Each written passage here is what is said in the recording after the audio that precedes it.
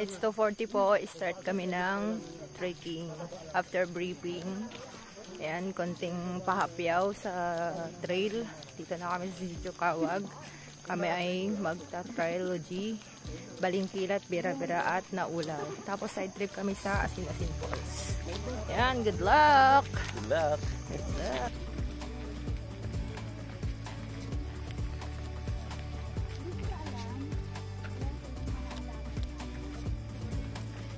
4 AM na. Wala ka pa rin makikita dito, kundi buwan lang. Saka mga konting ay tap-tap. Ayan.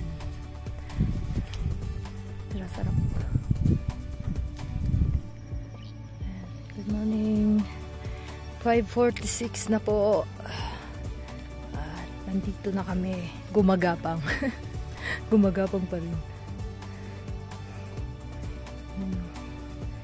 Grabe, basang-basa na ng pawis. Hi, 6 AM, 2 hours galing kami sa baba. So, 6 AM galing kami sa baba. 4 AM galing kami sa baba. 6 AM na dito, so 2 hours. Nandito na kami kay Balingkilat. Pero hindi pa dito yung summit niya. Ano pa yung summit niya? Ayan, yung summit niya sa likod ko. Ayan. Tapos, ito yung makikita nyo pag nakarating kayo sa taas ni Mount Balingkilat. At dito sila usually nagka-camp. Tara, tingnan naman natin yung summit niya. Agad na nga tayong nagpunta sa summit ni Mount Balingkilat upang doon natin kuhaan ang pagsikat ng araw.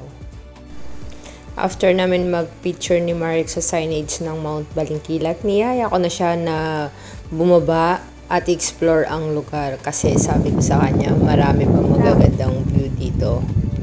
Na ako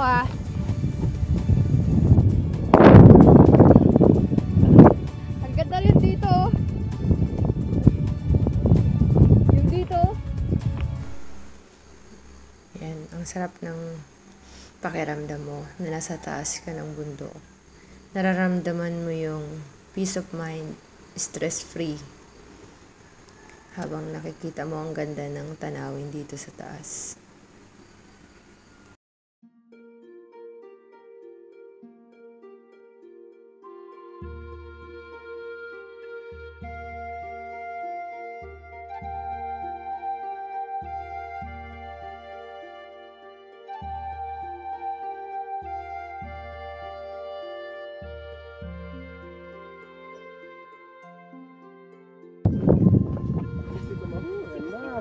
Hi! Dito po kami sa Kawag. Kasama ko ang malalakas na Sambales. At ang aking classmate, si Marky. Pababa na kami kay Mount Balingkilat at tatawid na kami papunta kay Mount Bira-Bira. At hindi mo nga may iwasan na hindi daanan itong ridge part na to ng Mount Balingkilat to Mount Bira-Bira. At kailangan mo rin ma-experience ito, di ba? Lalo na pag gusto mo talagang magkawag heksa.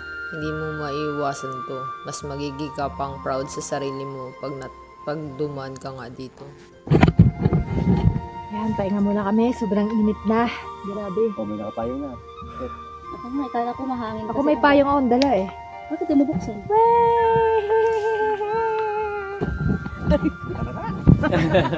Yan, pahinga muna kami para mas napipil namin ang nature. Nakaka-connect kami sa nature. Salang umiinit eh. Pag yung araw nandito na, lalarga na tayo. Ang sarap ng hangin dito sa Kawag. Yung sinasabi nilang mainit, hindi totoo yun.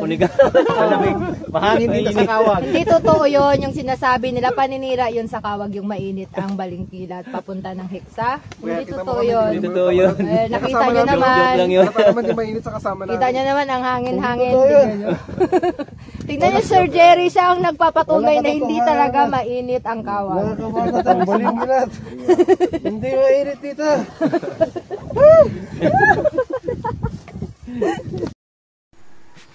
Yan, pahinga na naman kami kasi sobrang init talaga.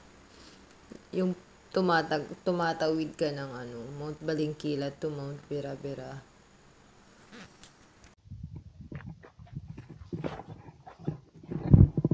Yan, dito na tayo sa pangalawang bundok. ang bundok ng Bira-Bira. Na may Time check, 11 a.m. at papunta na nga kami sa pangatlong bundok, kay Mount Naulaw, bago kami mag-proceed sa Asin-Asin Falls. Ayan, binabaybay na rin namin ang pababa pa kay Mount Naulaw at pupuntahan na namin ang Asin-Asin Falls. Pero sobrang init at walang katapos ang pababa ang lakaran dito.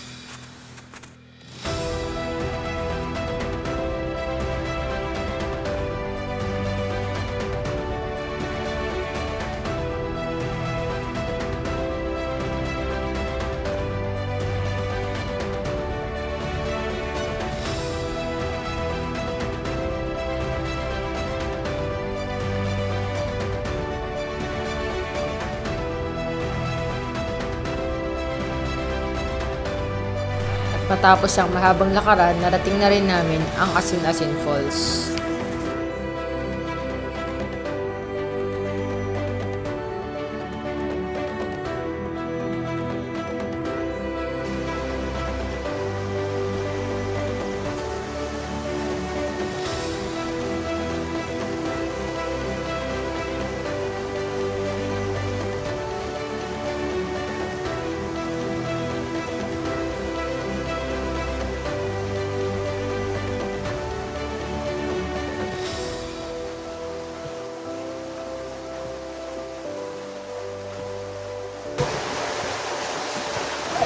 Last time.